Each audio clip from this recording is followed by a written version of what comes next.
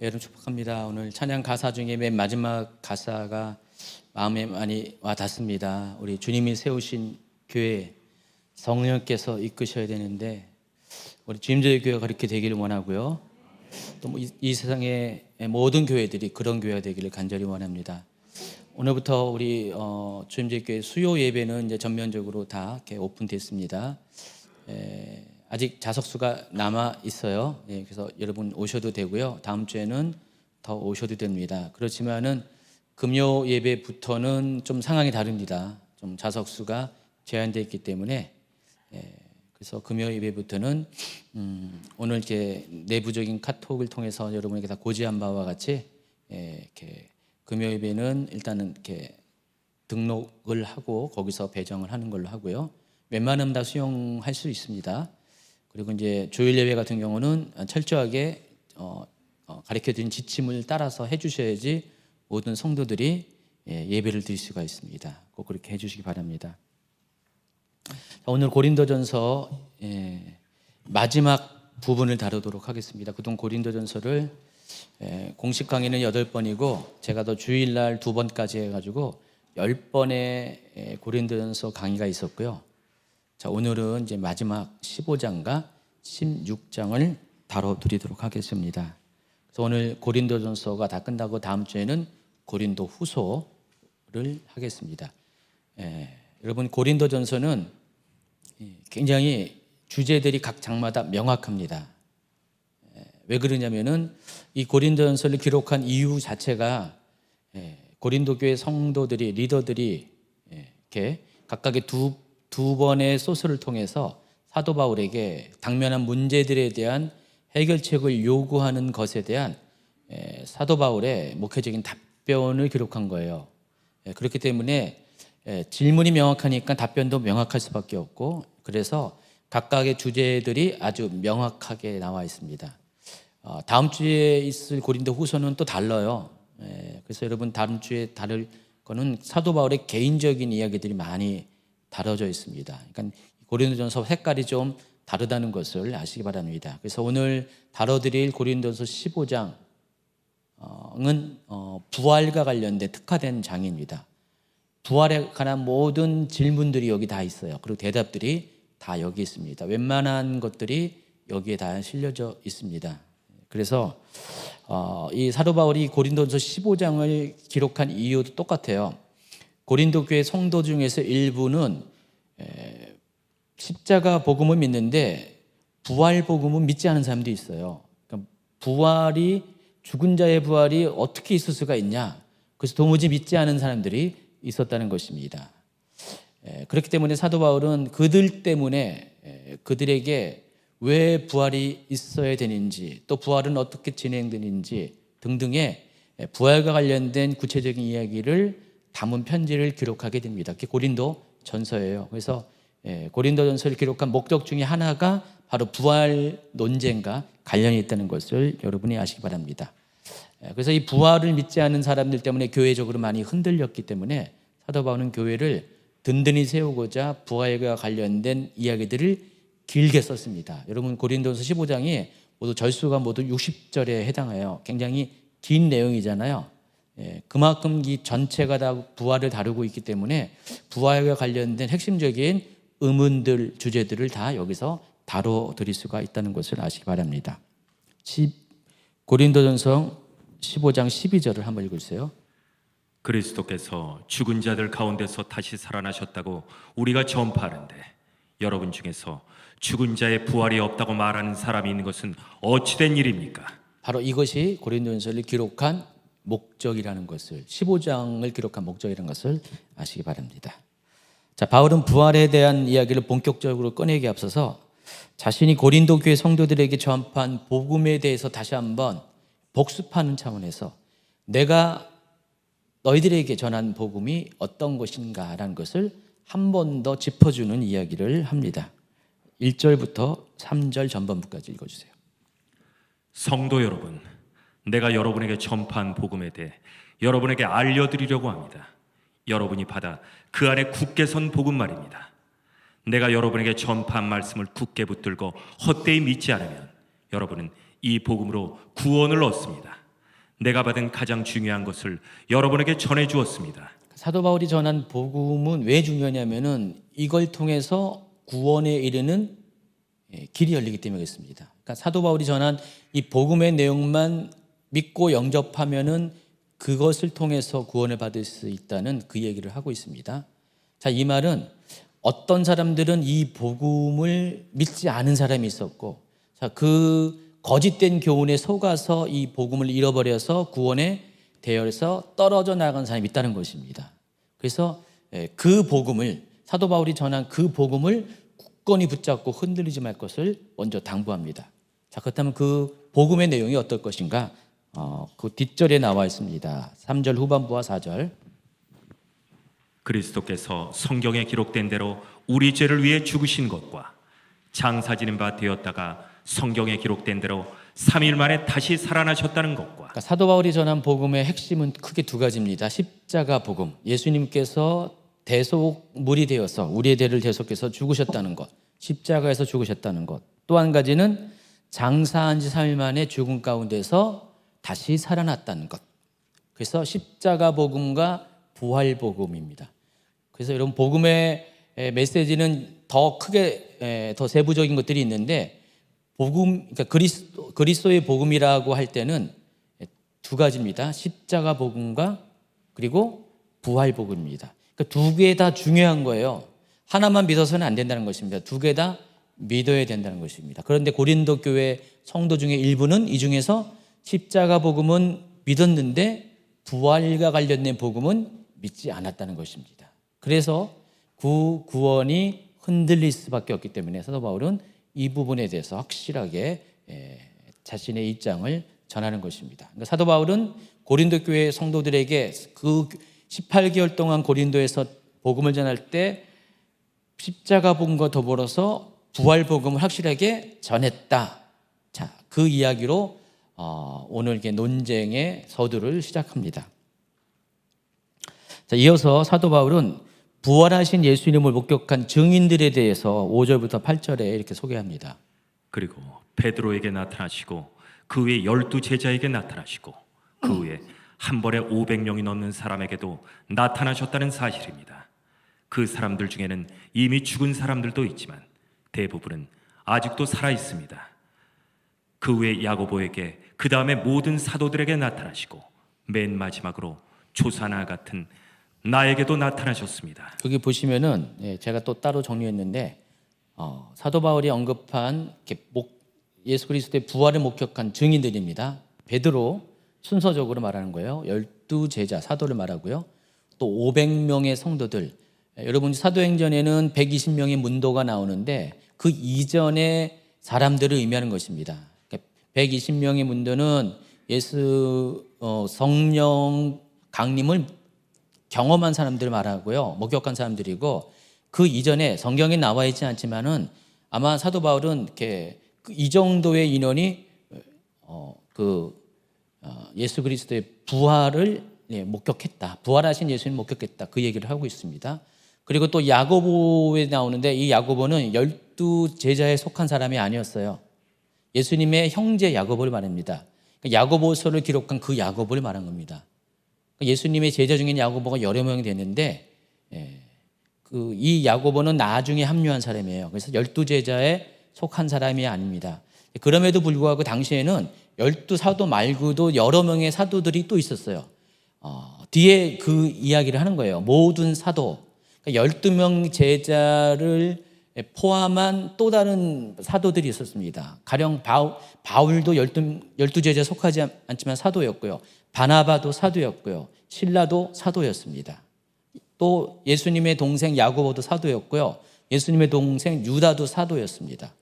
자, 이런 식으로 처음에 예수님과 함께 했던 3년 공생애를 함께 했던 12명의 사도 외에도 초대교회는 더 많은 사도들이 존재했었다는 것을 아시기 바랍니다. 자, 그 사도들을 말하는 것입니다. 그리고 맨 마지막에 자기 바울에게도 예수님께서 이렇게 나타났다. 부활하신 몸으로 나타났다. 이렇게 소개를 하고 있습니다. 자, 근데 실은 예수님께서 승천하시기 전, 부활하신 후 승천하기 전까지 40일 동안 이 땅 가운데 머무셨는데 그 40일 동안 최소한 12차례에 걸쳐서 그러니까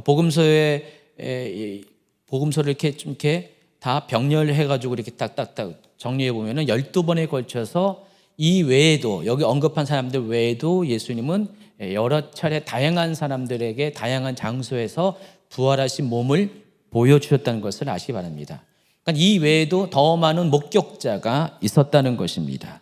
자, 그런데 사도 바울이 왜 이렇게 많은 목격자들의 일부러 언급을 하는 이유가 뭘까요? 자, 이 부활이 역사적인 사실이라는 것을 더욱더 어필하기 위해서 이 목격자들 이야기를 했다는 것입니다. 여러분 객관적으로 생각해 봐도요, 예수님이 이제 AD 29년에 돌아가셨어요. 승천하셨죠.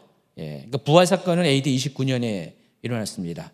그리고 이 고린도전서를 기록한 시기가 AD 55년경이에요. 자, 그렇다면 어떻게 될까요? 29년부터 55년 따지면 26년이라는 시간차가 존재해요. 한 세대의 갭이 있다는 것입니다. 더군다나 지금 이 고린도 성도들은 어디에 있어요, 지금? 그리스 지역에 있습니다. 그러니까 이 십자가 사건, 부활 사건이 일어났던 예루살렘과는 거리적으로 상당히 떨어져 있어요. 시간적으로도 떨어져 있고 거리적으로 떨어져 있습니다. 자, 이들은 그냥 복음 전파자가 했던 그 말만 들은 거예요. 그 고린도 교회 성도 중에서는 이 예수님의 부활 사건에 대해서 피부로 느낄 만한 개연성한 사람이 한 명도 없어요.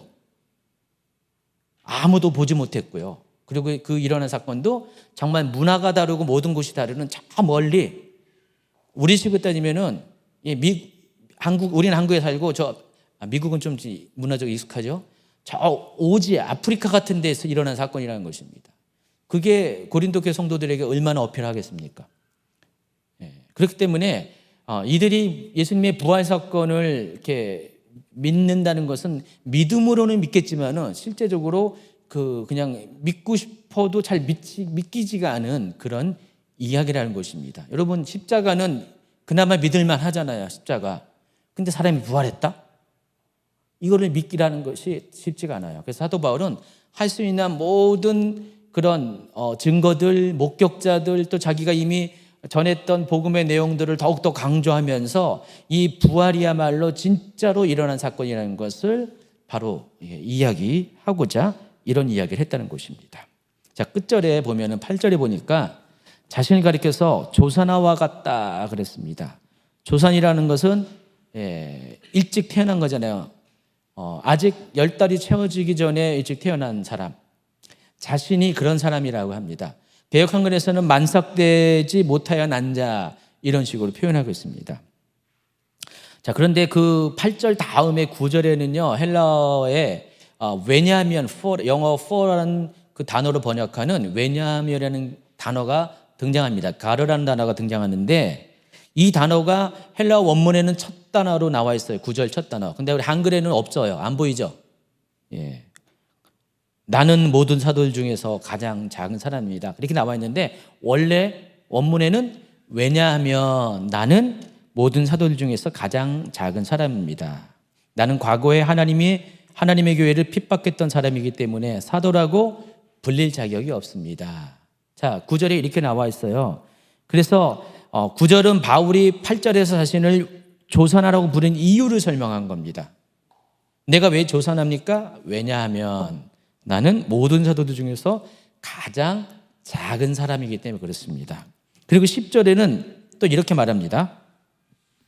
그러나 지금의 나는 하나님의 은혜로 된 것이므로 내게 베푸신 그분의 은혜가 헛되지 않습니다. 나는 다른 사도들보다 더 열심히 일하였습니다. 그러나 그 일은 내가 한 것이 아니라 나와 함께 하시는 하나님의 은혜로 한 것이었습니다. 네, 수고하셨습니다. 네, 저렇게 하는 것도 하나님의 은혜예요. 예. 그래서 사도 바울은 조사나와 같이 맨 늦게 사도가 된 자신임에도 불구하고, 사도 중에서 가장 작은 자임에도 불구하고, 또 믿기 전에는 예수님의 제자들을 그토록 핍박했던 그런 사람임에도 불구하고 자격이 없잖아요. 근데 예수님은 부활하신 자신을 자기에게도 나타내 보이셨다는 것입니다. 이게 정말 왜 은혜인가요? 그렇죠? 정말 놀라운 은혜죠. 또 그것으로 그친 것이 아니라 하나님의 은혜로 사도의 직임까지 맡기셨다. 자, 그 고백을 하고 있습니다. 그러면서 11절에는 이렇게 말합니다. 내가 되었든지 아니면 그 사람이 되었든지 간에 우리가 전파한 복음은 이런 내용이고 여러분은 이것을 믿었습니다. 어찌 됐든 간에 내가 전파한 것이든 아니면 다른 자들이 전파한 다른 복음 전한 자들이 전파한 것이든, 그러니까 그 고린도 교회 성도들이 들었던 복음의 내용은 바로 이런 것이에요. 십자가 복음, 무슨 복음이요? 부활 복음이라는 것입니다. 그리고 이미 고린도 교회 성도들은 그것을 알고 믿음의 고백을 했다는 것입니다. 그런데 그럼에도 불구하고 12절, 그리스도께서 죽은 자들 가운데서 다시 살아나셨다고 우리가 전파하는데 여러분 중에서 죽은 자의 부활이 없다고 말하는 사람이 있는 것은 어찌된 일입니까? 11절까지는 그 얘기를 쭉 한 거예요. 내가 전한 복음이 어떤 것이고 또 목격자가 이렇게 많고 또 내가 조사나와 같지만 그렇게 사도가 됐고 복음 전파자가 돼가지고 전했던 모든 이 복음의 내용들이 부활 복음을 향해 나아가고 있는데, 가리키고 있는데, 그럼에도 불구하고 고린도 교회 성도 중에 일부는 죽은 자의 부활이 없다고 말하는 사람이 있다라는 것입니다. 사도 바울이 이 얘기를 딱 들었을 때 한마디로 기가 막히다는 것입니다. 너무 안타깝다는 것입니다. 어떻게 그 부활 복음을 믿지 않은 사람이 있을까? 너무 속상했습니다.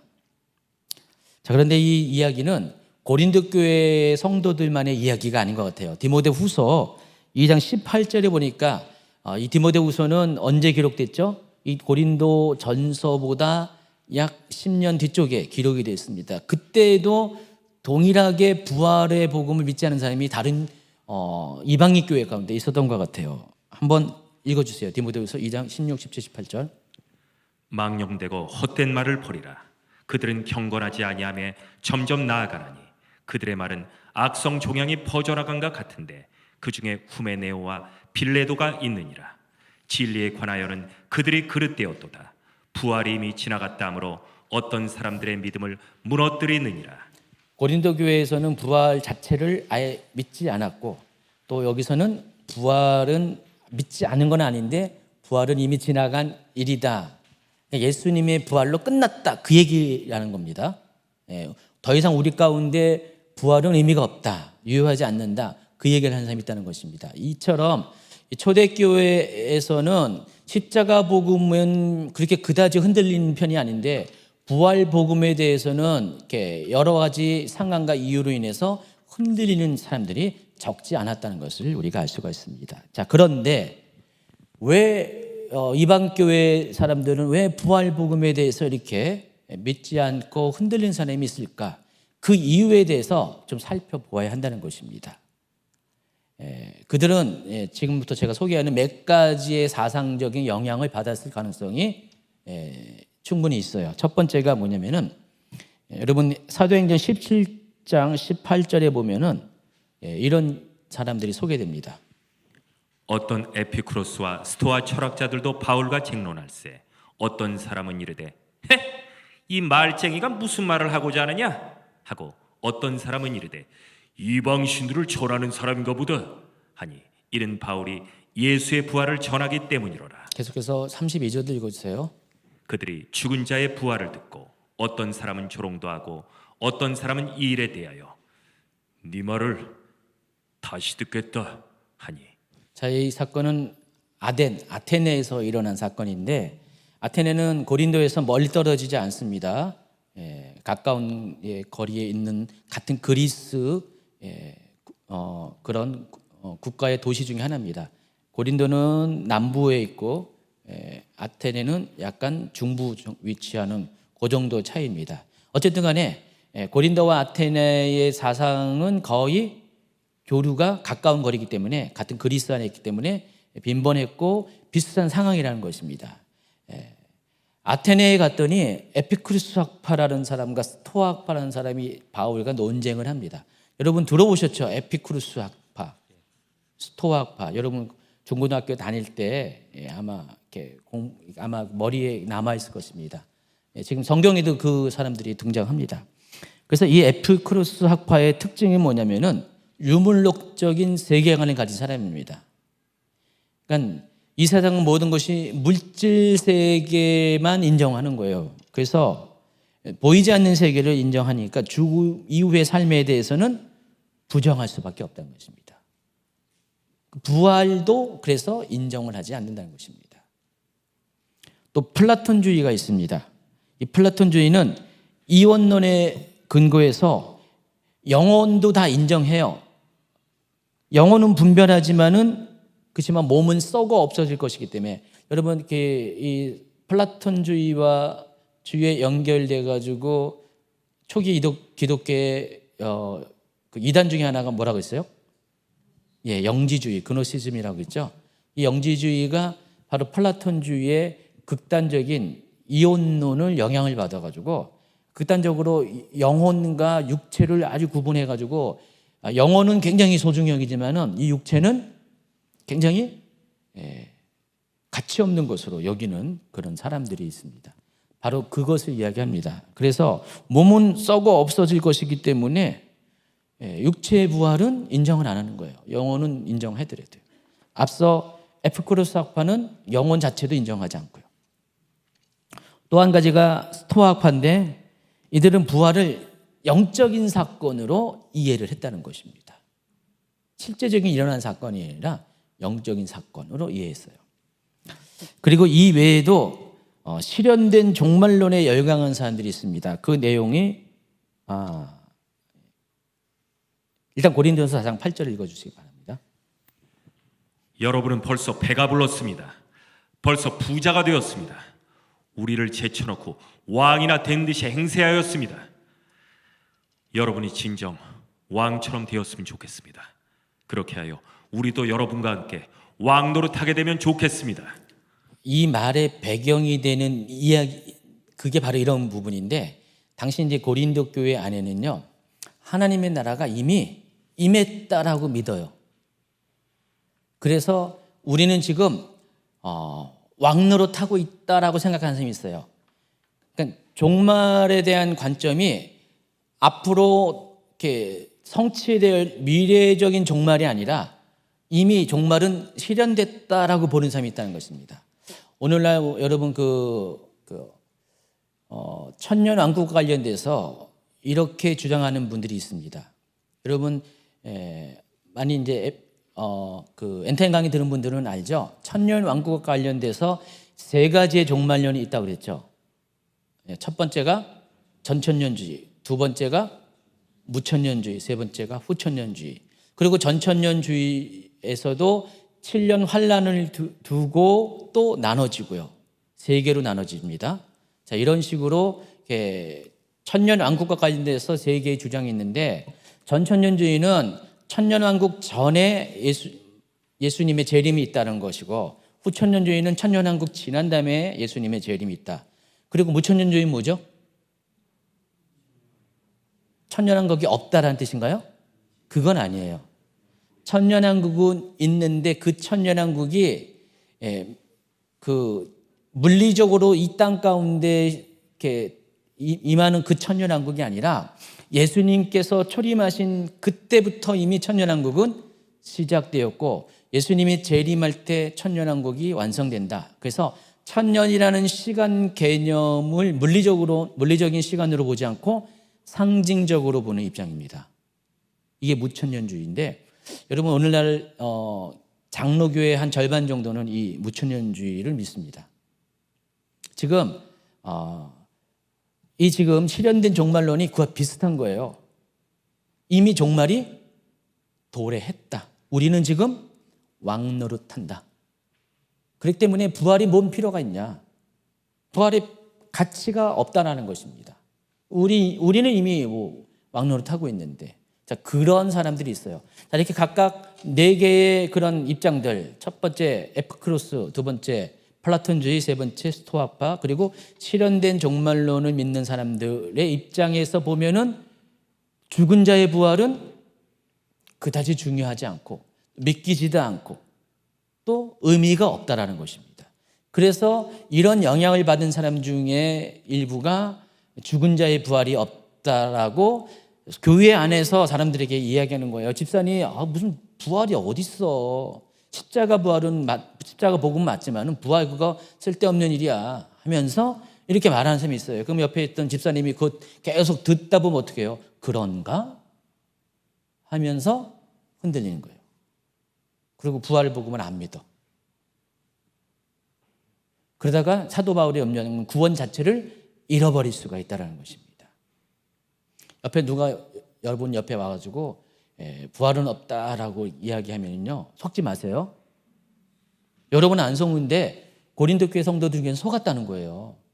그것 때문에 믿음이 흔들린 사람이 실제로 있었다는 것입니다. 그래서 그것 때문에 사도 바울에게 편지를 쓴 거예요. 바울 사도님, 이런 일이 있는데 어떻게 됩니까?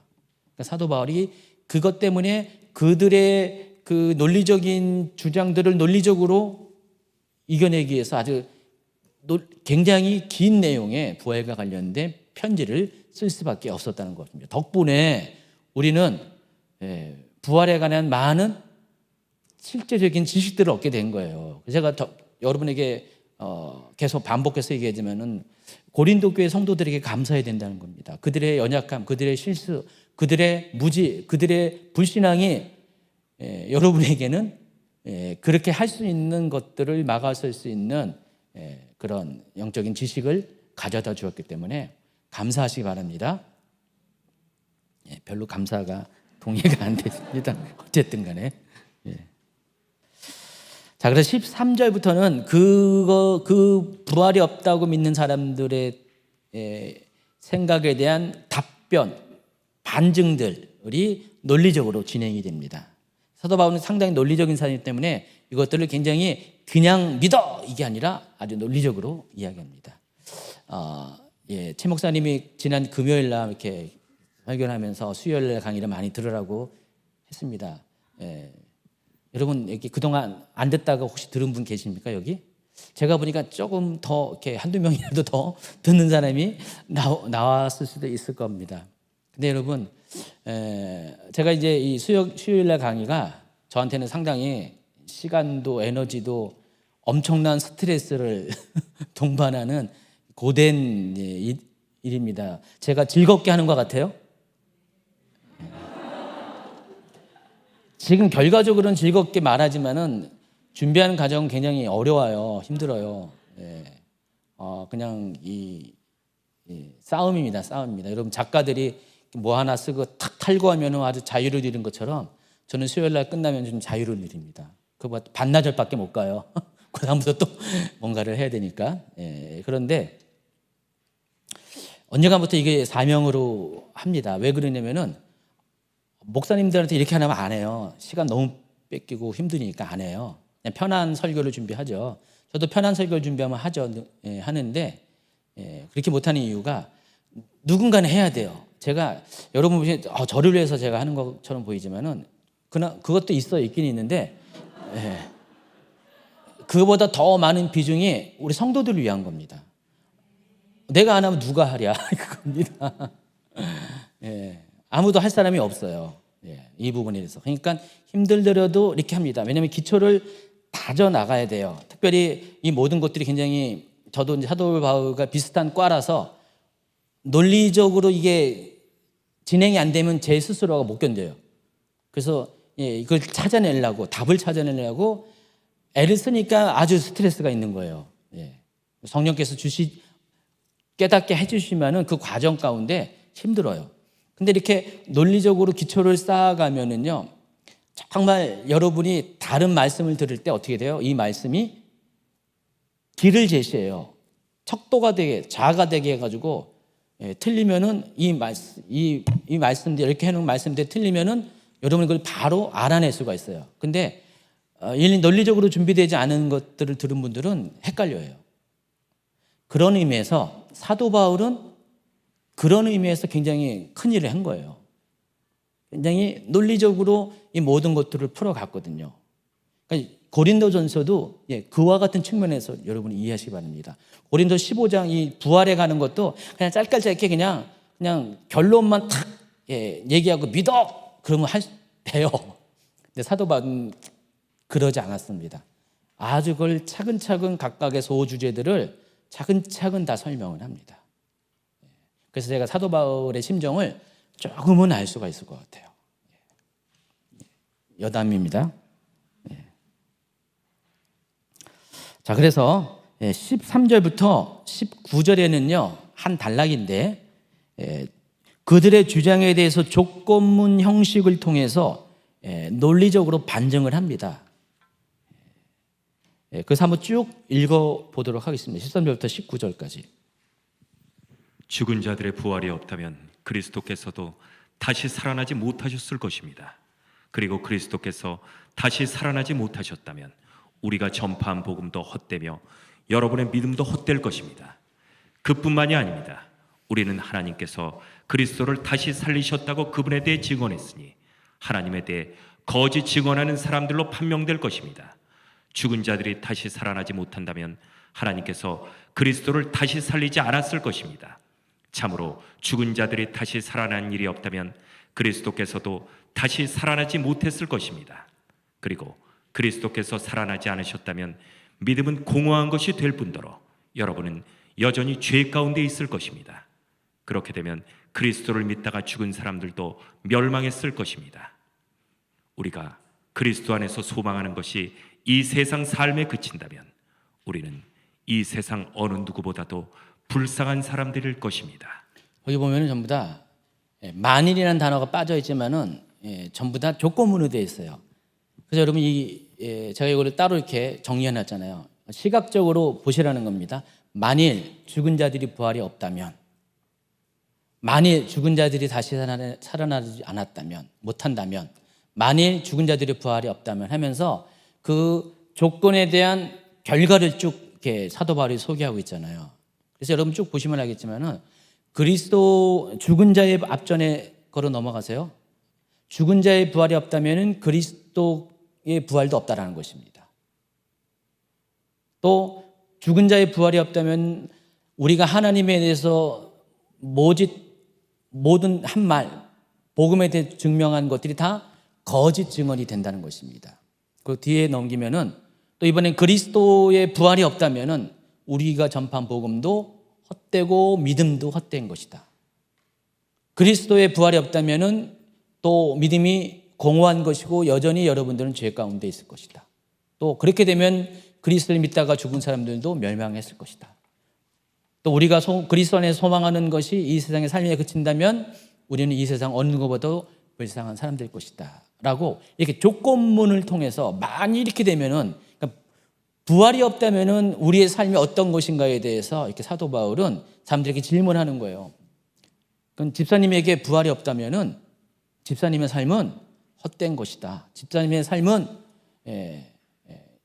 영원한 생명을 얻을 수 없는 것이다. 복음도 헛된 것이고 모든 것이 헛된 것이다. 자, 그런 식으로 사도 바울은 사람들에게 이야기를 하고 있습니다. 결국 바울은 부활은 가능하고 실제적이고 꼭 필요한 사건이라는 것을 이야기하고 있다는 것입니다.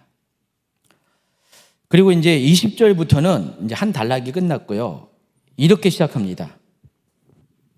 그러나 이제 그리스도께서는 죽은 자들 가운데서 다시 살아나 잠자는 자들의 첫 열매가 되셨습니다. 앞서 그 논증을 기반으로 본격적으로 그리스도의 부활과 성도들의 부활에 대해서 이제 다룹니다.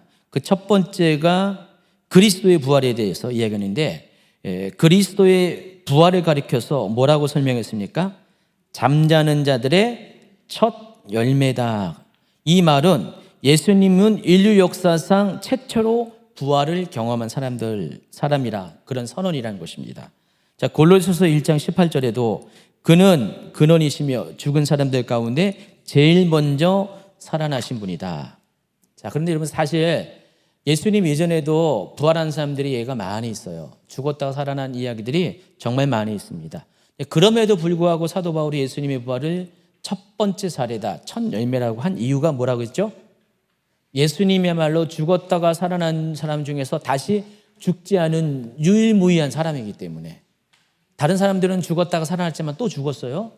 그렇지만 예수님만 유일하게 죽었다가 살아난 사람 중에서 다시 죽음을 보지 아니하는, 끝까지 살아계신 유일한 분이기 때문에 진정한 의미의 부활의 첫 번째 케이스가 된다는 것입니다. 그렇다면 참고로 여러분의 부활은 어떨까요? 두 번째 경우에 해당할 겁니다. 이따가 설명할 겁니다. 자, 그런데 사도 바울이 부활의 첫 열매라는 표현을 한 이유가, 또 다른 이유가 있음을 아시죠? 사도 바울은 지금 여호와의 절기들, 7대 절기들을 예수 그리스도의 사역과 연결지어서 이것을 설명하고 있습니다. 골로새서 2장 17절에 얘기한 것처럼 사도 바울은 여호와의 7대 절기가 장차 오실 그리스도의 사역의 그림자라고 보고 있어요. 그리고 그 몸의 실체는 누구라고요? 예수 그리스도라는 것입니다.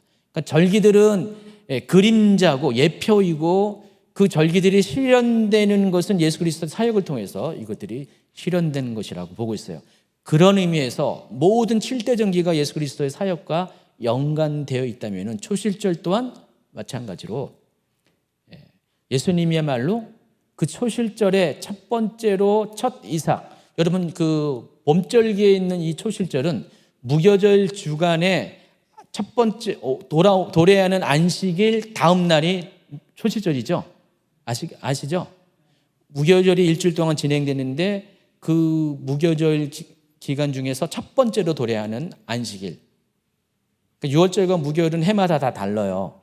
근데 어느 때든지 간에 첫 번째 돌아오는 그 안식일 다음 날이 초실절이에요. 초실절 새벽에 하는 일이 있습니다. 유대인들은 보리 추수지에 가서 미리 딱 정해놓은 아주 잘 익은 보리 한 단을 베어다가 하나님 성전에 와서 그것을 하나님한테 요제로, 흔들어 드리는 제사, 요제로 드려서 그것을 하나님께 봉양을 하죠. 그게 초실절날 새벽에 하는 것입니다. 그래서 초실절에 드리는 보리 한 단은요, 그의 농사의 첫 수확이에요. 그러니까 모든 곡식 농사와 과일 농사를 통틀어서 모든 농사의 첫 번째 열매라는 것입니다. 첫 열매예요. 그의 농사의 첫 열매예요. 자, 예수님은 그와 같이 모든 부활의 첫 번째 열매로서 하나님께 드려졌다. 그 얘기를 하고 있는 것입니다. 이어서 바울은 첫 번째 인간인 아담과 예수님을 비교합니다. 첫째 아담과 마지막 아담의 역할을 다음과 같이 비교해 설명합니다. 21절, 22절. 죽음이 한 사람을 통해 온 것처럼 죽은 자들의 부활도 한 사람을 통해 옵니다. 아담 안에서 모든 사람이 죽은 것 같이 그리스도 안에서 모든 사람이 생명을 얻게 될 것입니다. 첫 번째 아담 여러분 잘 알고 있죠? 그 아담을 말하는 것입니다. 우리가 알고 있는 아담. 아담은 죄를 지음으로써 인류에게 육적인 죽음을 가져오게 했죠.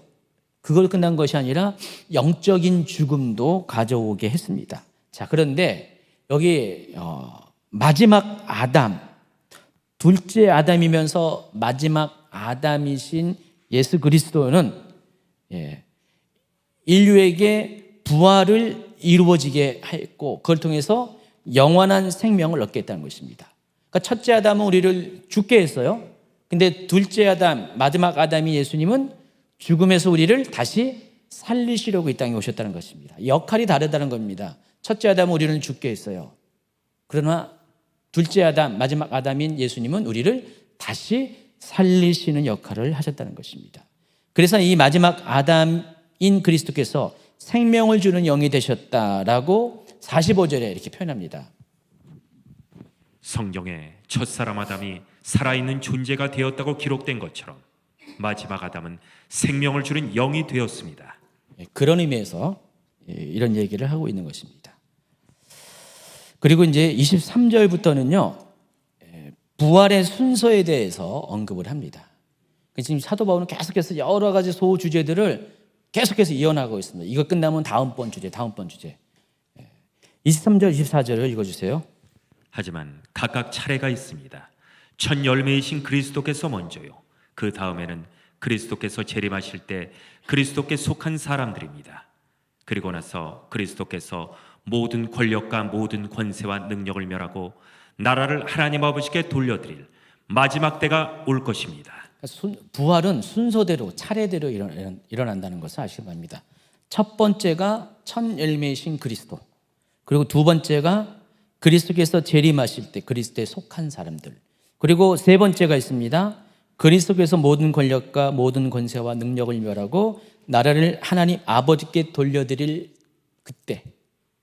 그래서 여기 보시면 예수 그리스도 부활의 첫 열매고요. 그리스도에 속한 사람, 곧 의인의 부활이 두 번째인데 생명의 부활로 표기하고요. 또 세 번째가 악인의 부활인데 이것을 심판의 부활로 표기를 하고 있습니다. 그래서 차례차례로 설명해 드리겠습니다. 첫 번째, 부활의 열매이신 예수 그리스도의 부활에 대해서 소개합니다. 바울은 예수 그리스도께서 부활의 첫 열매가 되었다고 합니다. 앞서 설명한 것처럼 오직 예수님만이 죽었다가 살아나는 사람 중에서 다시 죽음을 보지 않은 첫 번째 케이스에 해당하기 때문에 그렇습니다. 두 번째가 주님께서 재림하실 때, 정확하게 이야기는 공중 강림하실 때예요. 여러분, 재림과 공중 강림 단어를 참 구분하셔야 돼요. 크게 보면은 재림이라고 하는데, 그러나 그 재림도 공중 강림이 있고 지상 재림이 있어요. 예수님이 공중에 강림하실, 지상에 아직 안 내려오시고요. 그럴 때가 있고 또 지상에 아예 재림하실 때가 있어요. 근데 이 두 가지를 다 합쳐서 그리스도의 재림이라고 합니다. 그러니까 그리스도의 재림도 이렇게 세분화한다는 것을 말해요. 자, 그리스도께서 재림하실 때라고 했는데 그 재림하실 때는 정확하게 뭐라고요? 공중에 강림하실 때. 그때 그리스도께 속한 사람들, 즉 성도의 부활이 있을 것이다 라고 합니다. 자, 근데 이 부활은 뭘 전제로 합니까? 목적으로 하죠? 휴거 사건을 목적으로 해요. 전제로 해요. 그러니까 우리가 성도가 부활하는 이유는 휴거를 목표로 하고 있습니다. 휴거하기 위해서 목표를 하고 있습니다. 그래서 성도의 부활은 순서적으로 이런 순서를 따르고 있습니다.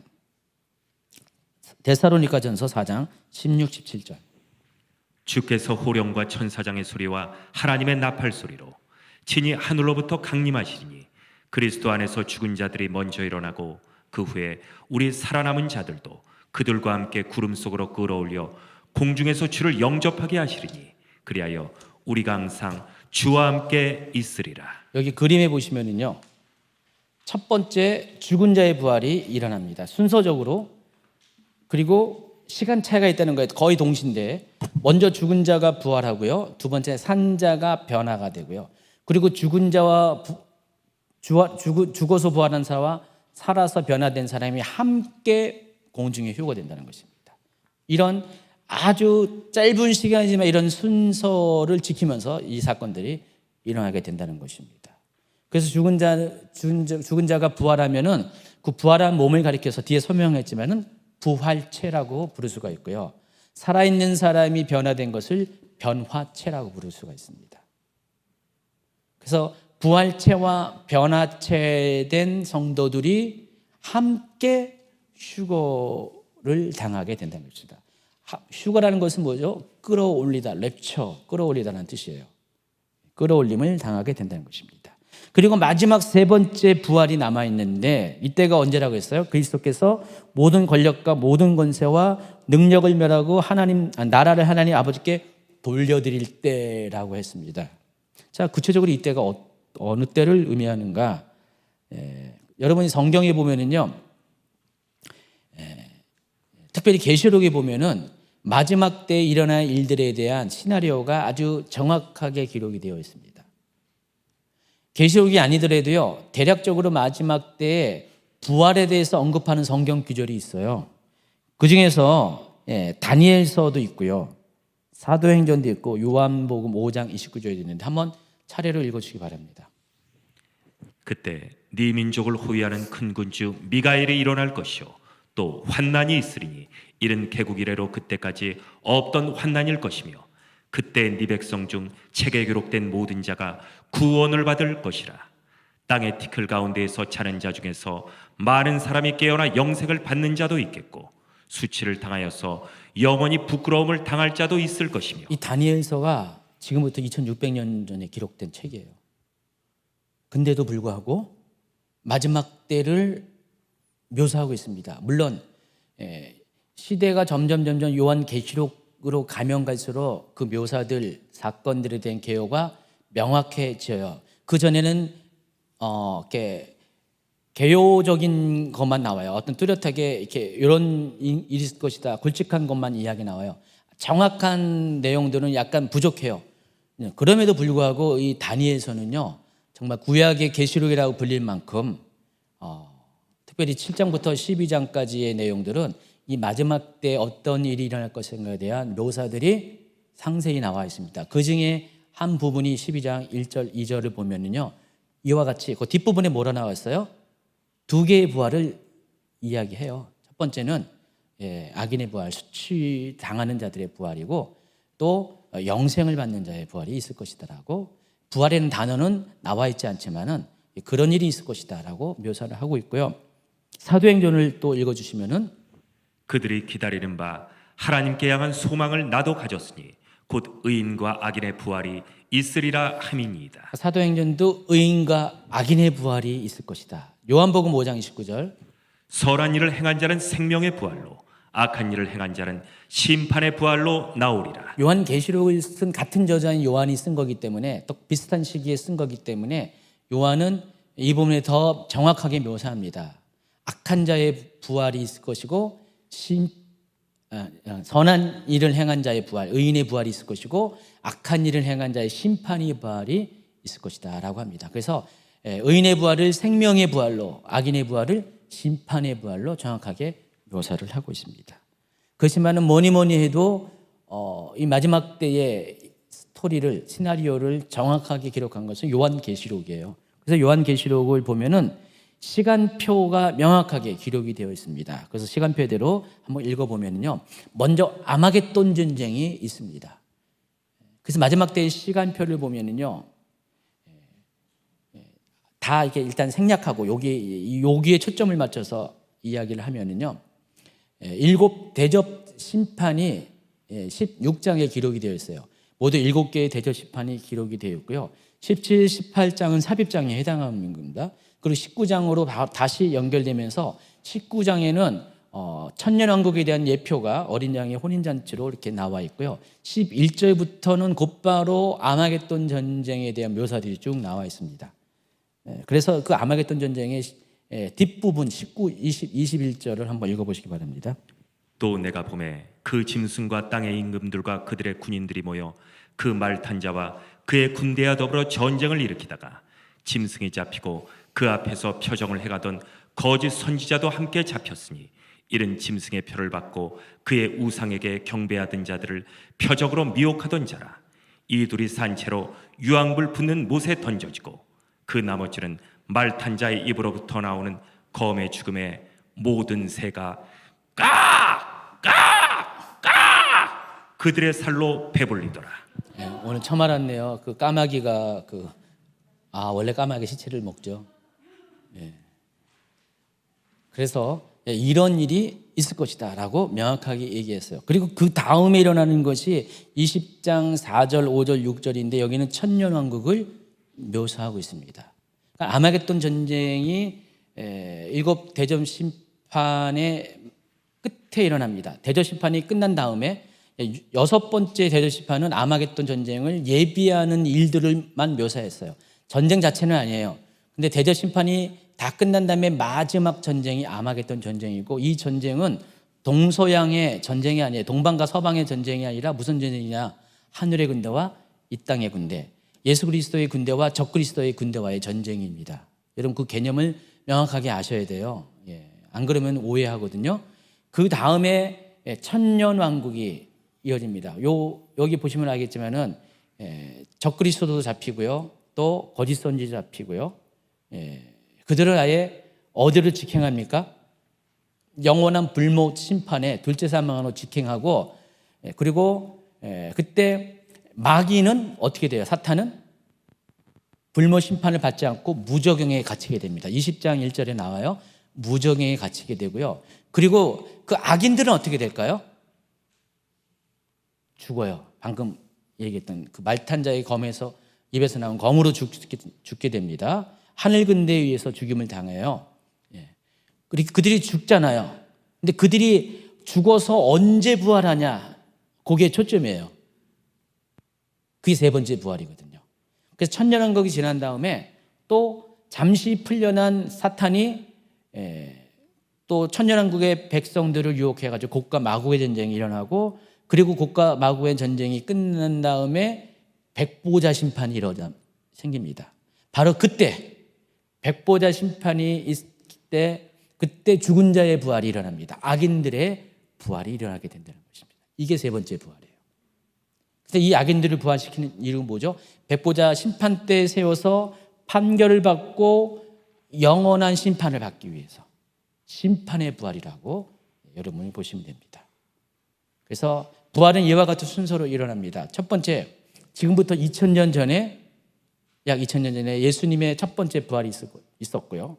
그리고 앞으로 얼마 있다가 언제 될지 모르지만 곧 다가오는 예수님의 공중 강림 때의 성도들의 부활, 의인의 부활이 있을 것이고, 그때 살아있는 자는 변화체가 되어서 함께 공중에 휴거될 것이고, 그로부터 천년이 지난 후에, 천년왕국이 지난 후에 세 번째 부활, 악인의 부활이 있을 것이다.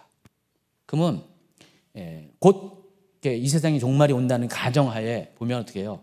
이 세 개의 부활은 시간차가 있어요. 2000년, 1000년 이런 시간차가 있다는 사실을 아시기 바랍니다. 자, 표를 보시면 이렇게 나와 있습니다.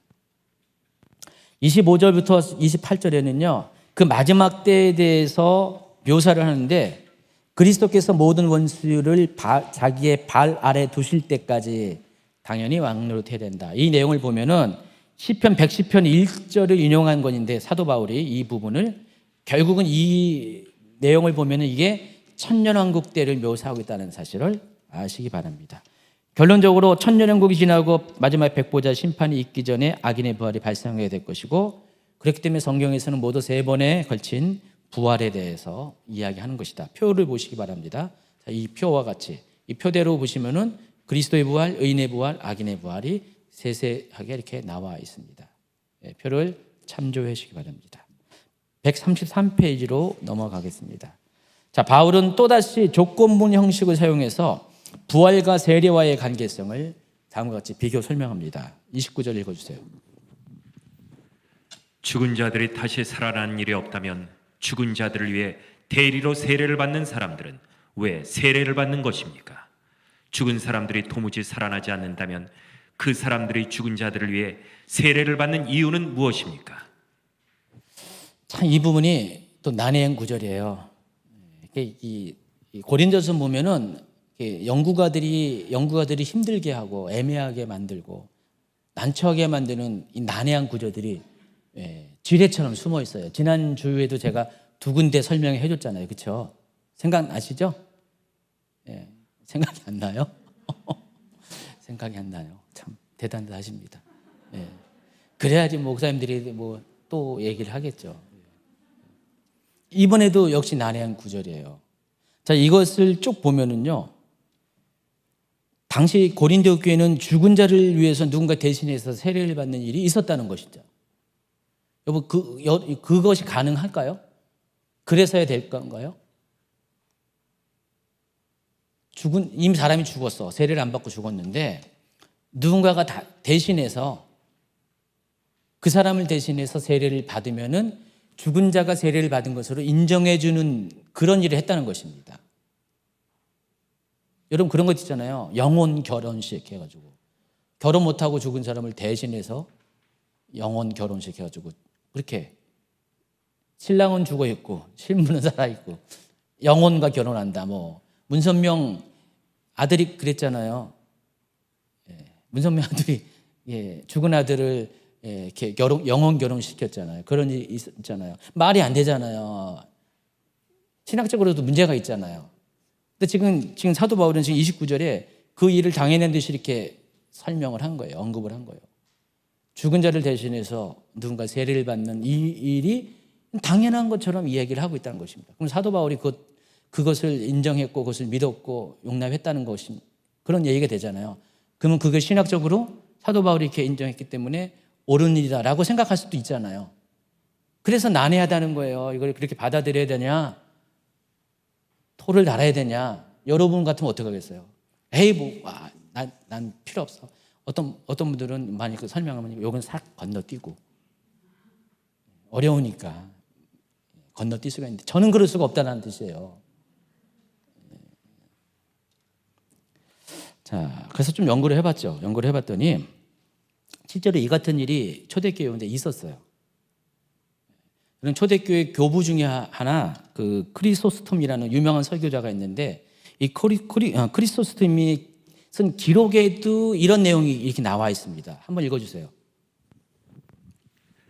크리스토스톰의 기록에 의하면 세례를 받지 못하고 죽은 자가 있으면 그 시신을 침상에 뉘어놓고 그 아래 산 사람이 들어가 눕는다고 합니다. 그리고 세례를 베푸는 자는 그 사람에게 죽은 자를 대신하여 세례를 받겠느냐고 묻습니다. 이때 그 사람이 대답을 하며 네, 죽은 자를 대신하여 세례를 그 사람에게 베풀고 그것은 곧 죽은 자가 세례를 받은 것으로 간주해 주었다고 합니다. 초대교회 그 문서에 이렇게 나와 있다는 거예요, 기록에. 그럼 이 일이 실제로 행해졌다는 것을 알 수가 있습니다. 근데 사도 바울이 이 이야기를 꺼낸 이유가 이것이 옳다 그르다 그 얘기하려고 한 게 아니란 사실을 먼저 아시기 바랍니다. 사도 바울이 이 말을 한 이유가 뭐냐면은 이처럼 당시 고린도 교회 성도들 중에서는 죽은 자의 세례를 굉장히 중요하게 했다는 것입니다. 실제로 그 로마 카톨릭만 해도 그런 게 남아 있는데 사람이 세례받지 못하고 죽으면은 천국까지 못 한다라고 생각하는 사람이 있어요. 세례가 굉장히 중요한 의미가 있어요. 그들에게는요. 세례를 받지 못하면은 천국도 가지 못하고 또 마땅히 하나님의 자녀로서 받을 복도 못 받는다. 어떻게 지질이 복이 없으면 세례도 못 받고 죽냐 이런 식으로 생각했다는 것입니다. 그래서 세례 못 받고 죽게 되면은 사랑하는 가족이 그런 세례 못 받고 죽으면은 사랑하는 가족들에게 마지막으로 잘해주고 싶어가지고 이런 식으로 실제로 행했다는 것입니다. 이게 뭐 보편적으로 행해진 건 아니지만 일부의 사람들이 이런 일을 행했다는 것입니다. 사도 바울이 그걸 알고 있었어요. 사도 바울이 이것을 언급하면서 하는 말이 그렇게 죽은 자를 위해서 죽은 자를 대신하는 세례까지 하면서 왜 정작 죽은 자를 위한다면서 죽은 자의 부활을 믿지 못하냐. 지금 그 얘기하려고 지금 이걸 꺼낸 거예요. 이해하시겠어요? 사도 바울이 이게 옳고 그러다 그 얘기하려는 건 아니에요.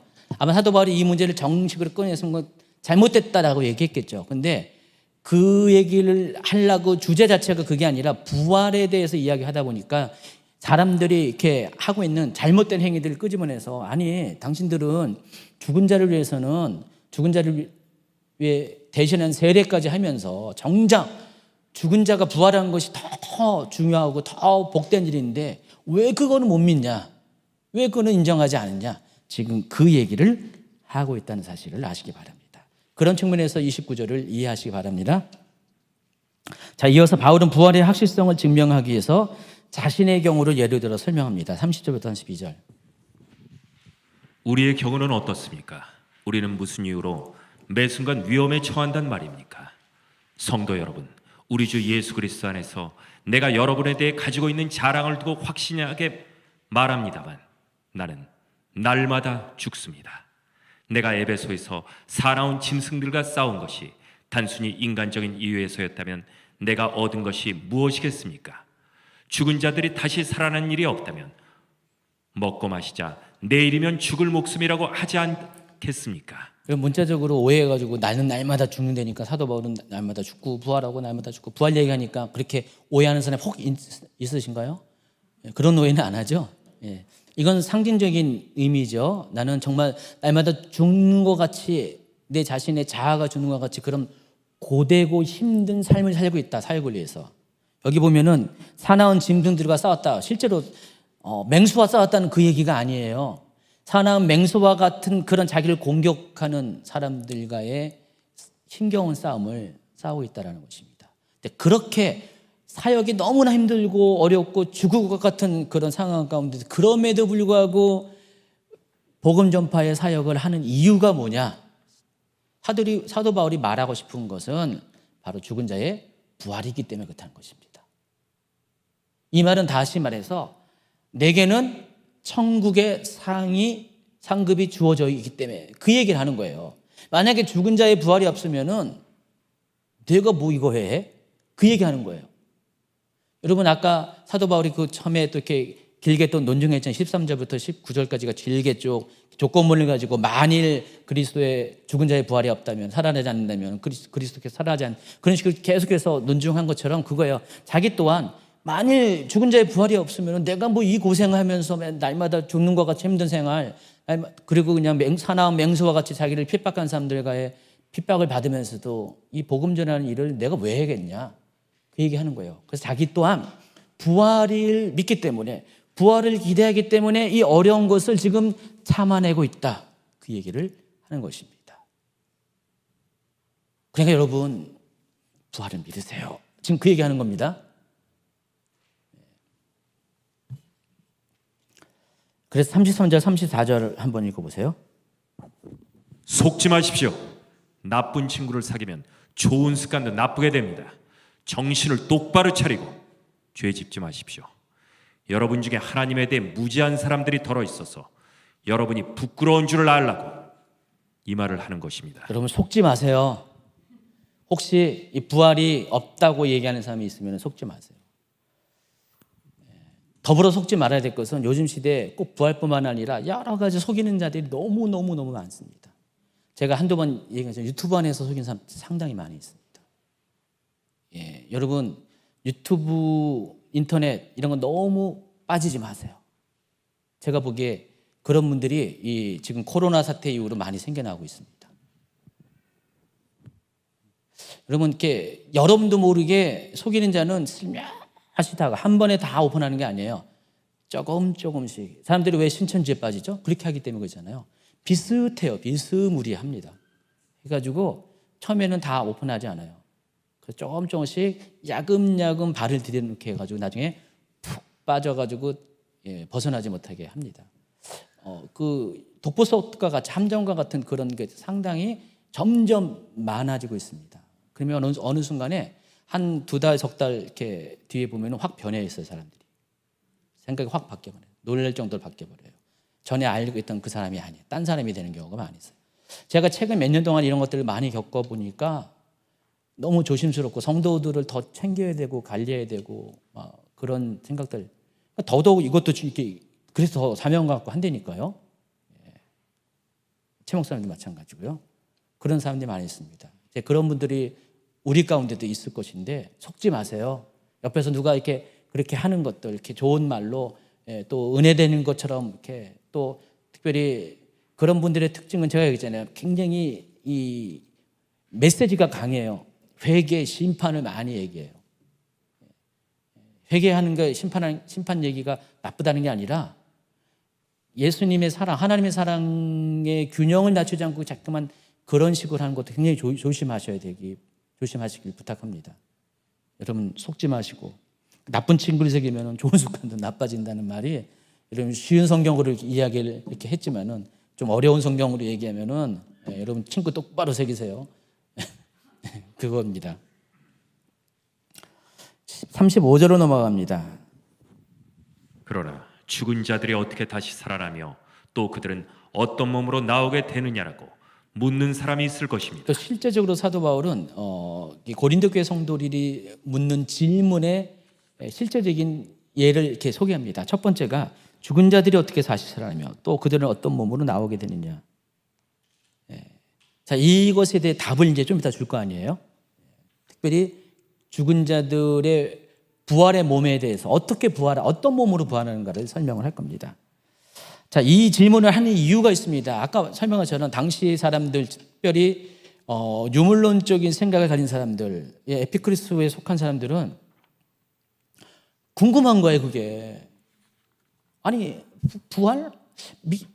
무물론적인 관점에서 부활을 믿지 않는데 만약에 정말 부활한다면은 그 몸이 어떻게 되는가 궁금하지 않습니까, 여러분? 여러분 궁금하지 않아요? 오늘 궁금한 분에겐 설명을 할 거고 궁금하지 않은 분은 패스할 겁니다. 부활한 몸이 어떻게 부활을 하는가?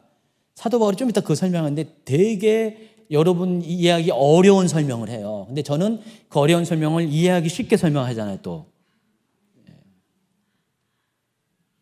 근데 사도 바울은 이 얘기를 하기에 앞서서 36절 전반부에 이렇게 말합니다. 참으로 어리석습니다. 이 질문 자체가 어리석은 질문이라는 것입니다. 질문의 단추부터 첫 단추부터 잘못 꼈다라고 이야기를 합니다. 자, 그러면서 36절 후반부부터 38절에 이런 이야기를 합니다. 여러분이 뿌리는 씨는 죽지 않으면 살아나지 못합니다. 여러분이 뿌리는 것은 다 자란 몸이 아니라 밀이든 그 밖에 다른 곡식이든 단지 그 씨일 뿐입니다. 그러나 하나님께서는 그분의 계획대로 뿌린 것에 몸을 주시며 씨앗 하나하나에 각각 알맞는 몸을 주십니다. 여러분 쉬운 성경으로 하는 거예요 지금. 개역 개정이 아닙니다. 다른 번역에 쉬운 성경으로 했어요. 쉬운 성경으로 해도 이해가 되겠나요? 될 듯하면서 도대체 부활과 이게 뭔 말인가 이렇게 궁금하신 분이 있습니다. 먼저 알아야 될 것은 모든 씨는 죽지 않으면 살아나지 못한다. 바울이 이야기합니다. 또 씨는 단지 씨일 뿐 다 자란 몸과는 다르다는 사실. 이 두 가지를 여러분이 아시기 바랍니다. 그러니까 농부가 씨 뿌릴 때는요, 뭘 뿌리죠? 씨 알갱이를 뿌리잖아요. 만약 옥수수를 뿌린다면은 여러분 옥수수 몸 전체를 뿌립니까? 그걸 심는 게 아니라 알갱이만 심잖아요. 그런데 거두는 열매는 뭐예요? 알갱이가 아니라 몸이잖아요, 몸. 그 식물 자체잖아요. 여러분이 알고 있는 식물 자체. 그러니까 뿌릴 때는 씨 알갱이를 뿌리지만은 거둘 때는 성장한 후에 열매를 거두는 것입니다. 그래서 씨와 성장한 열매는 다르다는 거예요. 지금 부활한 몸에 대해서 묻는 거잖아요. 그에 대한 답을 주고 있어요. 좀 이따 또 설명하겠습니다.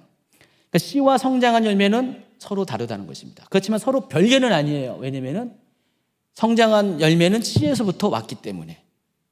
근원이 씨예요. 자, 이것을 예를 들어서 사도 바울은 사람이 살아있을 때의 몸과 부활한 몸을 비교를 합니다. 39절부터 41절. 모든 육체가 똑같지는 않습니다. 사람의 육체가 있고 동물의 육체가 있으며 새의 육체가 있고 물고기의 육체가 있습니다. 또한 하늘에 속한 몸만 있는 것이 아니라 땅에 속한 몸도 있습니다. 그러나 하늘에 속한 영광과 땅에 속한 영광은 각각 다릅니다. 해와 달과 별의 영광이 각각 다르고 별들 사이에서도 그 영광은 각기 다릅니다. 지금 비유로 설명하고 있다는 것이기 때문에 여러분 잘 아셔야 돼요. 그러니까 모든 육체가 똑같지 않고 서로 다양하다는 것입니다. 사람의 육체가 있고 동물의 육체가 있고 새 육체가 있고 물고기의 육체가 있다. 이건 여러분 크게 개념치 마세요. 다양성이 있다는 것을 설명하기 하는 예에 불과합니다. 중요한 것은 40절이에요. 그와 마찬가지로 하늘에 속한 몸이 있고 땅에 속한 몸이 있다는 것입니다. 하늘에 속한 몸이 뭘까요? 결과적으로 이 부활과 관련된 몸을 말하는 거예요. 땅에 속한 몸은 이 세상에 살아있을 때 그 몸을 말하는 거고, 하늘에 속한 몸은 이 땅에 살아있는 그 몸이 아니라 부활을 경험한 이후의 몸을 말하는 것입니다. 그러니까 우리의 부활한 몸은 그와 같다는 것입니다. 그래서 땅의 영광과 하늘의 영광이 다르다는 것입니다. 이와 같이 부활의 때에는 살아있을 때의 몸과는 전혀 다른 차원, 여기서는 영광이라고 표현했어. 다른 영광의 차원으로 우리 몸이 바뀐다는 것을 말하고 있어요. 그러니까 살아있을 때는 씨와 같다면은 부활한 후에는 씨가 자라서 성장한 모습, 완전한 모습으로 이렇게 변화된 그것으로 묘사를 하고 있습니다. 씨는 그냥 씨에 불과하지만, 씨 알갱이 불과하지만 씨가 자랄 때는 정말 제대로 된 모습을 갖추고 있잖아요. 열매를 갖추고 있잖아요. 이걸 하늘의 영광으로 표현하고 있어요.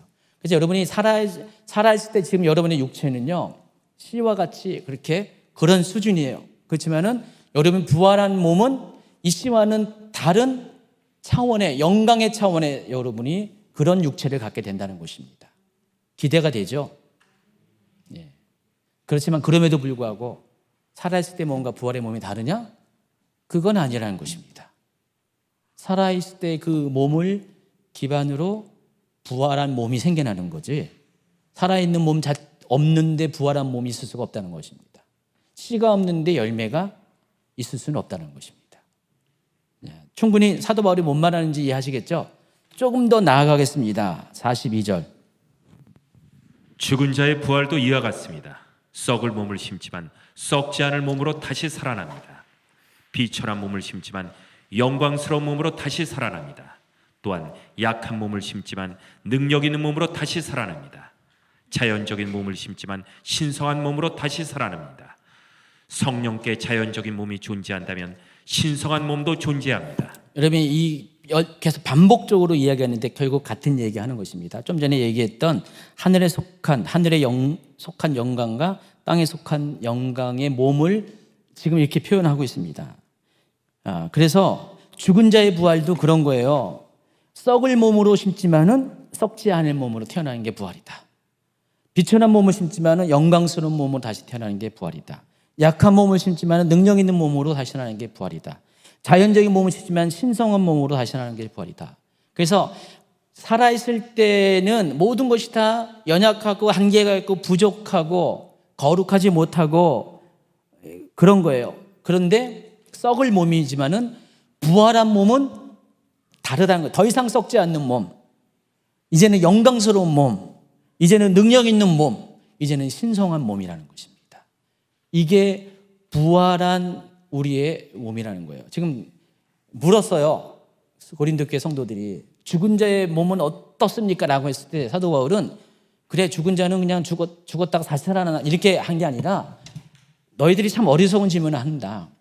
너희들이 이 세상에서 죽기 전에 이 몸과 죽은 후에 다시 부활한 몸은 본질적으로 차원이 다르다는 거죠. 그것과 비교 대상이 될 수가 없다라는 것입니다. 그러니까 너희들이 그 차원에서 부활을 생각하니까 이해가 안 되는데, 부활은 그런 것이 아니라 본질 자체가 몸의 그 존재 자체가 새롭게 바뀌는 것이다. 원래 있었던 그 수준이 아니라, 그 영광이 아니라, 그것이 아니라 다른 차원으로 새로 태어나는 것 같다. 여러분, 그래서 이 침례도요, 죽었다가 다시 살아나는 것을 상징적으로 이렇게 우리에게 이해한 거잖아요. 그건 죄에 대해서 그런 거잖아요. 근데 이 부활은 실제로 우리의 갖고 있는 육신이 죽었다가 이제는 육신에 속한, 땅에 속한 육신이 아니라 하늘에 속한 육신으로 다시 태어나는 것을 의미하는 것입니다. 지금 사도 바울은 그 얘기를 하는 것입니다. 땅에 속한 육신이 이제는 하늘에 속한 육신으로 바뀐다는 것입니다. 그 나머지 얘기는 읽어주세요. 그게 이제 45절, 46절부터 49절은 아까 얘기했던 그럼에도 불구하고 서로 별개가 아니다, 그거를 더 설명해 주는 내용이에요. 시간 관계상. 그래서 이제 방금 했던 것을 이렇게 더 부연적으로 설명하면은 우리가 세 가지를 알아야 돼요. 육의 몸과 또 영의 몸과 부활의 몸에 대해서 알아야 돼요. 표를 보시면은 알겠지만은, 여러분 표 잘 보이십니까? 안 보이시는 분은 강의안을 봐주시기 바랍니다. 자, 여러분, 육의 몸은 어때요? 환경의 지배를 받습니까? 안 받습니까? 받습니다. 또 우리 육신의 눈에 보이나요? 안 보이나요? 보입니다. 또 살아있는 육체, 그게 있나요? 없나요? 감각이 있고, 배고픔도 느끼고 아픔도 느끼고 다 그러잖아요. 그리고 공간의 영향을 받습니까? 안 받습니까? 시공간의 영향을 받죠. 공간의 제한을 받습니다. 죽음이 있나요? 없나요? 죽으면 어떻게 되나요? 썩어버리잖아요. 이게 육의 몸이에요. 여러분의 육의 몸은 그런 거예요. 보세요. 정말 비천한 것이죠. 보잘것없는 거죠. 약한 것이죠. 여러분의 몸이 그렇다는 것입니다. 자, 근데 이제 영의 몸을 이야기합니다. 영의 몸은 영도 몸이 있다는 사실을 아시나요? 처음 알았었나요? 몇 번 이야기했는데 여러분 영은 그냥 영이라서 영이지 그게 뭐 보이나요? 그렇게 생각하는 분인데 아니에요. 영도 형체가 있어요. 여러분의 이 모습과 똑같은 형체가 있어요. 그런데 아까 그 사도 바울의 이야기하는 것처럼 그 여러분의 영은 이 육신의 약하고 또 제한적인 그런 모습은 아니에요. 가장 영광스러운 하늘 영광의 모습, 가장 완벽한 모습이 영이에요. 여러분의 육신처럼 쭈글쭈글하고 막 그런 게 아니에요. 병들어 있는 그런 모습이 아니라 여러분의 영의 몸은 완벽한 것이랍니다. 근데 영의 몸은 눈에 보이나요? 안 보이나요? 안 보이죠. 그러니까 못 믿잖아요. 육체가 없기 때문에. 그렇지만은 영의 몸은 존재한다는 것입니다. 영의 몸은 존재해요. 공간 영향도 받지 않고 죽음도 건드릴 수 없어요. 불멸입니다. 환경의 지배도 받지 않아요. 그래서 여러분 이 육의 몸과 영의 몸을 이렇게 비교한다면은 부활의 몸을 여기서 답을 얻을 수가 있어요. 부활의 몸은 일단은 눈에 보이나요? 안 보이나요? 육의 몸처럼 보여요. 부활의 몸은 환경의 지배를 받나요? 안 받나요? 안 받아요. 공간의 제약도 안 받아요. 근데 그럼에도 불구하고 육체가 있어요. 그리고 이 부활의 몸은 영의 몸처럼 불멸입니다. 그럼 이 항목 중에서 5개의 항목 중에서 2가지 항목은 육의 몸과 일치가 되죠. 눈에 보이고 육체가 있어요. 그러나 3가지의 요소, 환경과 공간 영향과 죽음은 영의 몸과 일치가 되는 거죠. 이런 차이가 있다는 사실을 아세요. 구분을 잘 하셔야 돼요. 그러니까 여러분이 나중에 부활을 하면 어떻게 돼요? 환경의 제약을 안 받습니다. 그리고 공간적으로 제약을 안 받아요. 그래서 예수님 어떻게 해요? 벽을 뚫고 나타나시고 막 그러잖아요. 갑자기 나타나시고요. 그리고 예수님의 부활의 몸은 어떻게 해요? 완벽하시잖아요. 그럼에도 불구하고 어떻게 해요? 사람들처럼 눈에 보여요. 그리고 드세요. 먹을 것도 육체 활동을 하신다는 것입니다. 그러면서도 불멸이에요. 죽지 않습니다. 이게 부활의 몸이에요. 여러분이 나중에 이제 부활을 할 때 이런 몸을 가지고 태어난다는 것입니다. 다시 여러분이 다시 태어나요. 다시 살아난다는 것입니다. 이전에 이 3가지의 것들은 다 육신에 속했던 몸은 다 환경의 제약, 또 공간 영향을 받고 또 죽음 영향을 받는 것들은 다 내려놓고 그런 것을 초월해서 마치 영의 몸처럼 그렇게 약한 것에서 강한 것으로, 온전치 못한 것에서 온전한 것으로, 비천한 것에서 영광스러운 것으로, 썩을 몸에서 썩지 않은 몸으로 다시 살아난다는 것입니다. 그게 부활의 몸입니다. 여러분 그렇게 부활할 겁니다. 자, 이제 마지막으로 사도 바울은 부활이 과연 어떤 의미가 있는지를 이렇게 얘기합니다. 첫 번째, 부활은 썩지 않을 몸으로 변화되는 것이다. 15장 50절부터 52절. 성도 여러분, 내가 분명히 선언하거니와 육체 앞에는 하나님의 나라를 상속받을 수 없으며 썩는 것은 썩지 아니하는 것을 상속받을 수 없습니다. 내가 여러분에게 비밀을 알려드리겠습니다. 우리는 다 잠잘 것이 아니라 변화될 것입니다. 마지막 나팔 소리가 울릴 때 눈 깜짝할 사이에 죽은 자들이 썩지 않을 몸으로 다시 살아나며, 결론을 향해서 나가면서 첫 번째 부활은 어떤 의미냐? 썩지 않을 몸으로 변화되는 것이다. 두 번째 부활은 읽지 않겠습니다. 눈으로 쭉 보세요. 53절부터 56절. 결론적으로 말하고자 하는 것은 부활은 죽음에서 승리하는 것이다. 사도 바울이 지금 결론을 향하면서 부활의 의미를 다시 한번 강조합니다. 그러면서 57절, 58절 읽어주세요. 그러나 우리 주 예수 그리스도를 통해 우리에게 승리를 주시는 하나님께 감사합니다. 그러므로 나의 사랑하는 성도 여러분, 굳게 서서 흔들지 말고 항상 주님의 일을 위해 자신을 들이십시오. 주님을 위해 일한 여러분의 수고는 결코 헛되지 않은 것임을 기억하시기 바랍니다. 58절까지가 있네요. 그래서 결론적으로 이 부활의 믿음을 흔들리지 않고 굳게 서서 항상 주님의 일을 위해서 자신을 드리는 삶을 살라. 여기서 부활에 관한 이야기를 마칩니다. 그리고 이제 16장으로 넘어가면 고린도서 마지막 부분인데 16장은 앞 15장까지 했던 그 큰 주제들과 같은 그런 흐름이 아니라 소소한 이야기를 하면서 마감을 합니다. 16장 1절 전반부를 보면은 사도 바울이 새로운 주제에 대해서 이야기하는데 성도들을 돕기 위한 헌금에 대해서 말하고자 한다 그럽니다. 여러분, 이렇게 당시 사도 바울이 했던 사역 중에 하나가 구제헌금을 많이 모금하는 일을 많이 했습니다. 구제헌금을 통해서 어려운 교회들을 돕는데 특히 그 돕는 대상이 누구였죠? 예루살렘 교회였습니다.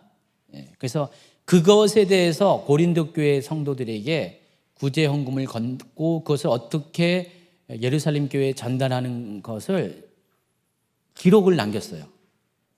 그 이유가 여러분 아마 제가 앞전에 다른 강의할 때 얘기했지만은 사도 바울의 사역이 굉장히 그게 중요한 것 중에 하나였는데 고린도 교회가 잘 협조를 안 했어요. 빌립보 교회 같은 마케도니아에 속한 교회들은 어려움에도 불구하고 굉장히 열심히 그 일에 협조했는데 고린도 교회는 굉장히 부요했어요. 나름대로. 그럼에도 불구하고 이런 거 잘 협조 안 했거든요. 그래서 여기는 특별히 아주 세밀하게 그 이야기를 합니다. 그래서 첫 번째가 내가 갈라디아의 여러 교회에게 지시한 대로 여러분도 그렇게 하라. 근데 사실은 이 부분에 대해서 전승이 안 돼요. 뭘 어떻게 얘기했는지 구체적인 얘기가 없어요. 잘 몰라요. 대신 2절에 보니까 이렇게 합니다. 여러분은 매주 첫날 각자 할 수 있는 대로 자기 수입에 따라 얼마씩을 저체 두십시오. 그러다가 내가 여러분에게 갈 때 그때에서 비로소 허겁지겁 구제헌금 준비하려고 마음 쏟는 일 없게끔 미리미리 준비하라 그랬습니다. 이 말은 그런 일이 다반서였다는 것입니다.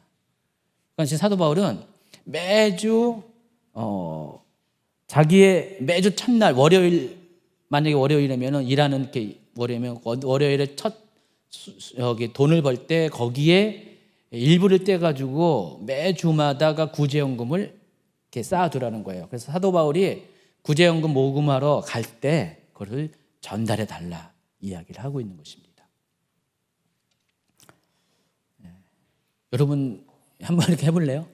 여러분 지금 선교 구제 이렇게 하고 있잖아요. 11조는 당연한 거고요.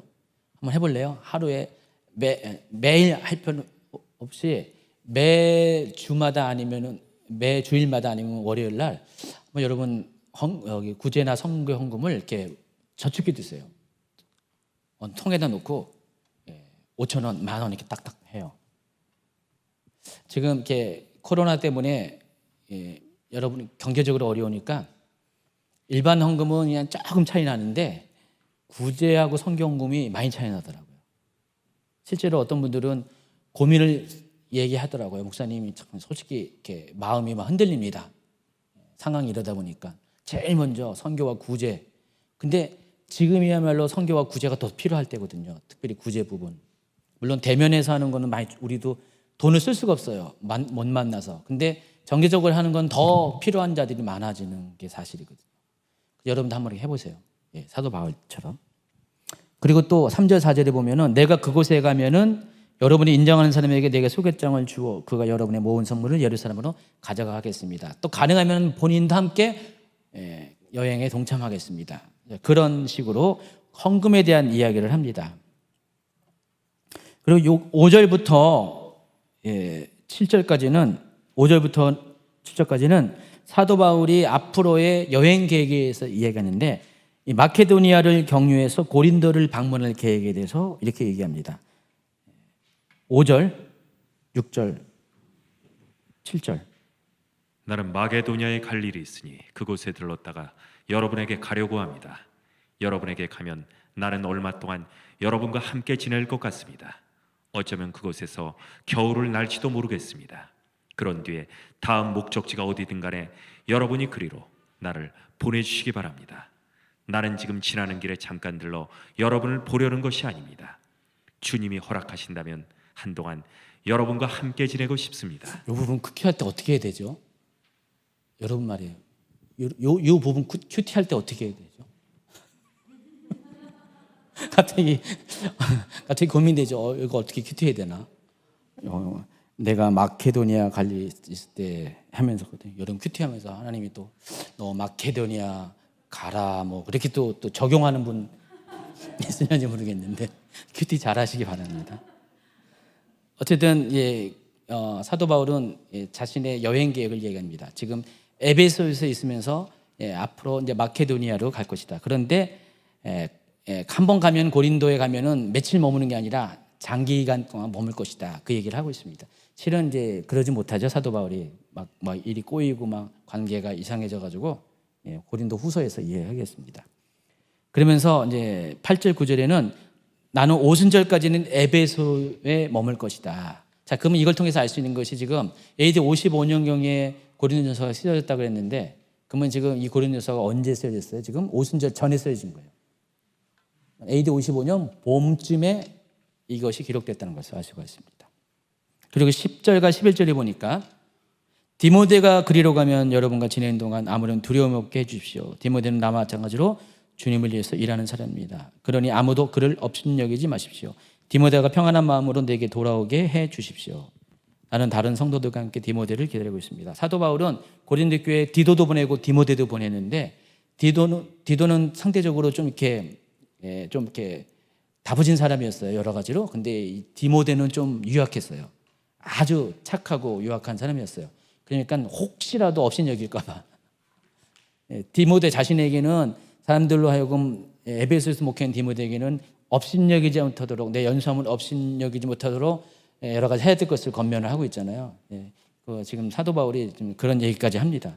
지금 앞에는 굉장히 무겁고 중요하고 신학적인 어려운 얘기 되는데 여기는 16장은 어렵지 않잖아요. 순순 넘어가잖아요. 그리고 12절에는 아볼로가 고린도께 방문하지 못한 것에 대해서 대신 양해를 구하는 이야기까지 쫙 합니다. 그리고 3절 이하는 마지막 인사말을 합니다. 그래서 13절 14절에는 마지막 권면입니다. 깨어 믿음에 굳게 서서 용감하고 강건하십시오. 모든 일을 사랑으로 하십시오. 그리고 15절부터 18절은 개인적인 권면, 사람에 대한 권면을 하고요. 19절 20절에는 아시아에 있는 교회, 특별히 에베소 교회가 고린도 교회에게 무난하고 있다는 내용을 또 이렇게 합니다. 이때 당시 사도 바울의 편지에 일정한 형식이 있어요. 맨 처음에 인사말을 합니다. 그리고 감사의 고백을 해요. 그리고 뒷부분에 본론을 한 다음에 뒷부분에 가면 마지막 인사말 권면하면서 꼭 빠지지 않는 것들이 빠질 때도 있지만 많이 보편적으로 하는 것이 문안 인사. 그러니까 자기가 지금 현재 편지 쓰고 있는 이곳에서 그 편지 수신자인 사람들에게 문안하는 편지 이야기들을 많이 끼워서 놓습니다. 그 내용이 여기 있고요. 그리고 21절에 보니까 나 바울은 이 마지막 인사를 내 손으로 직접 쓰고 있습니다. 이와 비슷한 표현들이 몇 군데 나와요. 로마서 16장 22절에 보면은 이 편지를 기록하는 나 더디오. 로마서의 기록 여기 저자는 바울인데 이 로마서를 쓴 기록자는 누구예요? 더디오입니다. 더디오가 썼고요. 약간 더디게 쓴 것 같기도 하고. 갈라디아서 6장 11절에도 보면은 내 손으로 너희에게 이렇게 큰 글자를 쓴 것을 봐라. 보시면은 이 부분만 지금 사도 바울이 썼다는 뜻이에요. 전언에 의하면은 사도 바울이 눈이 안 좋았대요. 사도 바울이 안지를 겪었대요. 그래서 눈이 별로 안 좋아가지고 많은 경우 대필자를 썼대요. 조력자, 동역자에게 편지를 쓰게 하고 사도 바울이 이와 같이 몇 군데에서는 자기가 친필로 한 문장 정도를 써요. 근데 그 이유가 이 편지가 사도 바울이 쓴 것이라는 것을 일종의 사인처럼 확인시키고자 한 부분만 이렇게 쓰는 경우가 대부분이에요. 자, 그 얘기를 지금 하고 있습니다. 그래서 골로새서 4장 18절, 데살로니가후서 3장 17절에도 나 바울은 친필로 문안한다. 3장 데살로니가후서 3장 17절에는 나 바울은 친필로 문안하노니 이는 편지마다 표시로서 이렇게 쓰노라라고 합니다. 자, 이렇게 해가지고 고린도전서가 끝이 납니다. 네. 어때 여러분, 고린도전서 그동안 이렇게 9번의 강의, 설교까지 11번을 들었는데 좀 고린도전서가 이렇게 머리에 딱 이렇게 남아 있습니까? 흐름이 다 파악이 됩니까? 어려웠나요? 은혜가 있었나요? 예. 저는 이제 개인적으로 이 고린도전서를 하면서 많은 것을 배우고 깨닫고 느끼는데 특히 사도 바울과 좀 밀접해진 것 같아요. 사도 바울의 그런 마음, 생각, 이런 특이한 개성이라고 해야 되겠죠. 뭐 있잖아요, 그런 거. 결혼과 관련해서도 아주 특이하잖아요. 뭐 이런 사도 바울의 이야기들을 좀 더 몸으로 많이 느꼈던 것 같아요. 가깝게 느꼈던 것 같아요. 우리가 이렇게 이 성경을 연구한다는 것은 이렇게 전체적인 시야를 가지고 스토리를 가지고 맥락을 위주로 이렇게 이야기하면은 사람의 캐릭터가 드러납니다. 아, 바울은 이런 사람이구나. 누구는 이런 사람이구나. 이런 사람, 이 캐릭터가 드러납니다. 그냥 나무만 보면 이런 게 잘 안 보이는데 숲을 보면은 이렇게 윤곽이 보이잖아요. 그리고 이 사건은 이런 종류의 사건이구나. 이런 것들을 볼 수가 있습니다. 여러분 성경을 볼 때는 항상 이렇게 전체적인 것을 보는 독수리와 같은 눈으로 보는 습관이 필요합니다. 자세히 더 살펴보지만은 독수리처럼 살펴볼 필요가 있어요. 왜냐하면은 여러분 이렇게 안 하면은 길을 잃을 때가 있습니다. 한 문장, 한 단어에 여러분 집착하면은 여러분도 모르게 이상한 사람이 돼요. 고집장이가 될 수가 있고요. 하나님 뜻을 왜곡시키고 잘못 갈 수가 있습니다. 그래서 성경은 스토리로, 통으로 보는 게 좋습니다. 여러분 요즘 지금 이렇게 통독판도 있는데 통독판 같은 경우도 통으로 쫙 읽어보면은 머리에 딱 이렇게 그림 그려지는 것이 있어요. 그래서 지금 큐티는 조막조막을 나눠서 하지만은 이렇게 수요일 날 하는 이 강의를 통해서 여러분 크게 한 번 할 때마다 챕터 최소한 1장, 2장, 2장 이렇게 하니까 크게 보는 습관을 먼저 갖도록 하겠습니다. 그래서 제가 먼저 이렇게 진도에 앞서서 하는 건데 좀 이렇게 계속 밀리고 있기 때문에 좀 아쉽지만은 먼저 이 큰 시야를 가지고 그 다음에 큐티에 임하면은 더 큰 은혜가 있기를 확신하고 또 권면하고 기대합니다.